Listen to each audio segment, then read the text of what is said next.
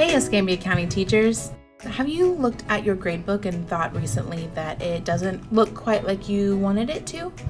We did have a glitch recently which may have cleared some of your preferences, so let me show you how to set those back up. From your portal page, click on Grades and navigate to your gradebook. Here we're going to look at your settings. So you can see now maybe your gradebook doesn't look quite like it used to. Maybe you're not seeing letter grades or you're not seeing points or percentages. So let's take a look at how we can solve those issues. Up in the top right corner, we're going to click on Settings. And the first thing that we're going to look at is the View Options tab, and we're going to come right up here to grading cells.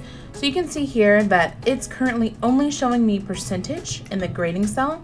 So if you're wanting to look at points or letter grades as well in your grading cells, which is this thing right here, make sure that you have your options that you prefer selected. So I'm going to click on points and letter for this instance, and you just do these to your personal preference or how you need to set them up for your school.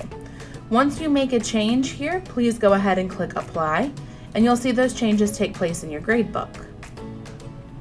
Now, make sure that whatever you have selected here in the grading cells for the view options is going to correlate with how you like to enter your grades here from this drop down. Next, we're going to make sure that your grades are saving automatically. We don't want you to lose any grade data. So once again, we're going to click on Settings, and we're going to come down here to Configuration. And down here towards the bottom, we see here, Automatically save all changes to student grades. We want to make sure that that option is selected so we do not lose any grade data. Go ahead and put a check mark in that box and apply those changes. Here you'll be able to see that if I'm grading this assignment,